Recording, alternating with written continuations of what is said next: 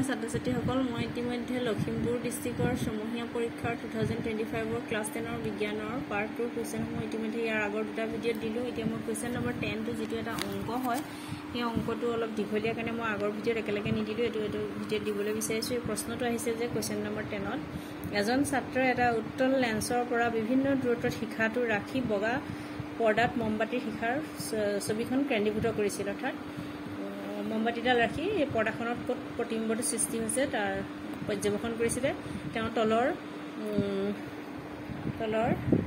তালিকাখনত নিজৰ পৰ্যবেক্ষণসমূহ লক্ষ্য কৰিছিলে। ইয়াত দিয়া আছিলে যে ইয়াত পৰ্যবেক্ষণ 5টা দিয়া হৈছিলে। লেন্সৰ পৰা পৰ্দাখনৰ দূৰত্ব দিয়া আছে এনেদৰে 5টা, আৰু এনেদৰে শিখাৰ দূৰত্বও বেলেগ বেলেগকৈ দিয়া হৈছিলে।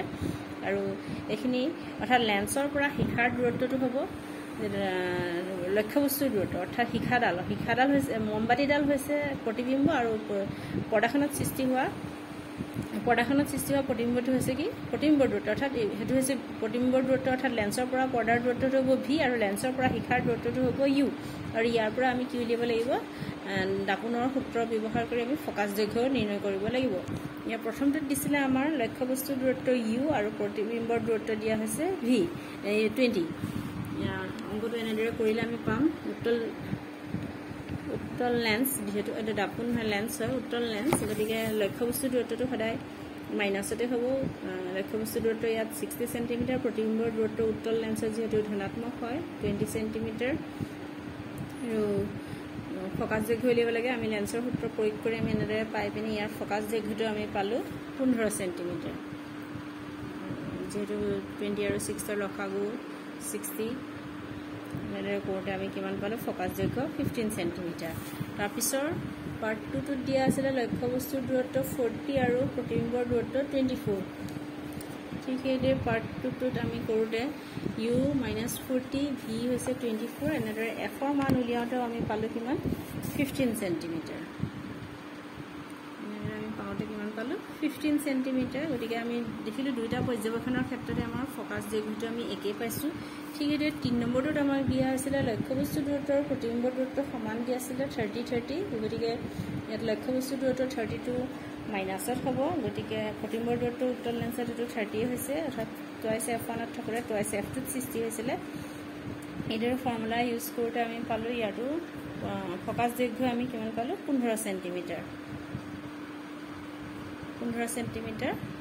তিনিটা পৰ্যবেক্ষণতে আমি ফকাচ দৈৰ্ঘ্য আমি একে পাইছোঁ। ইয়াৰ 4 নম্বৰ পৰ্যবেক্ষণটোত দিছে লক্ষ্যবস্তুৰ দূৰত্ব ইউটো 24 আৰু ভিটো হৈছে 40, অৰ্থাৎ 4 নম্বৰত ইউ 24 মাইনাছত ভি 40। এনেদৰে আমি ফৰ্মুলাত প্ৰয়োগ কৰি পাওঁতেও আমি কি পালোঁ ফকাচ দৈৰ্ঘ্য 15 চেণ্টিমিটাৰ পালোঁ। অৰ্থাৎ আমি দেখিলোঁ যে চাৰিওটা পৰ্যবেক্ষণতে আমাৰ কি হৈছে ফকাচ দৈৰ্ঘ্য আমাৰ 15 চেণ্টিমিটাৰ ওলাইছে। ইয়াত 5 নম্বৰ পৰ্যবেক্ষণটোত দিছে যে ইয়াত ইউ হৈছে 12 আৰু ভি হৈছে 70। গতিকে এইটো ভেলু আমি ফৰ্মুলাটোত বহুৱাওঁতে আমি পালোঁ 70 আৰু 12ৰ লসাগু ওলাই গ'ল 420।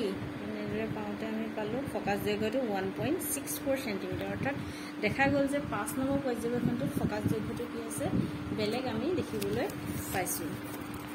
গতিকে এই 5টা পৰ্যবেক্ষণ আমি এনেদৰে কৰোঁতে আমাৰ প্ৰশ্নটো কি সুধিলে, ইয়াত ওপৰৰ তালিকাখনত এই গোটেইকেইটা অংকত আমাক মাত্ৰ 2 মাৰ্কছহে আহিছে, কিন্তু আমাক প্ৰশ্ন সুধিছে কি উত্তল লেন্সখনৰ ফকাচ দৈৰ্ঘ্য কিমান। আমি দেখিছোঁ 5টা পৰ্যবেক্ষণৰ ক্ষেত্ৰত আমাৰ 4টা পৰ্যবেক্ষণতে আমাৰ উত্তল লেন্সখনৰ ফকাচ দৈৰ্ঘ্য 15 ওলাইছিলে। গতিকে ইয়াত আমাৰ উত্তল লেন্সখনৰ ফকাচ দৈৰ্ঘ্য আমি লিখিব লাগিব 15 চেণ্টিমিটাৰ, আৰু এইটো কি হ'ব ধনাত্মক উত্তল লেন্সৰ ক্ষেত্ৰত 5 ফলৰটো ধৰা হয় F2টো ধৰিব লাগিব। গতিকে লেন্সখনৰ ফকাচ দৈৰ্ঘ্য +15 চেণ্টিমিটাৰ।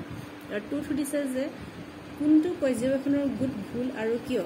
আমি পালোঁ যে ইয়াৰ 5টা পৰ্যবেক্ষণৰ ভিতৰত 5 নম্বৰ পৰ্যবেক্ষণটোৱে কি হৈছে পৰ্যবেক্ষণ গোটটো হৈছে ভুল, কাৰণ এই গোটটোত আমাৰ কি হৈছে ফকাচ দৈৰ্ঘ্যটো 15 চেণ্টিমিটাৰ ওলোৱা নাই, বেলেগ ওলাইছে। গতিকে আমাৰ কি হৈছে 5 নম্বৰ গোটটো আমাৰ ভুল বুলি আমি দেখা পালোঁ। Thank U.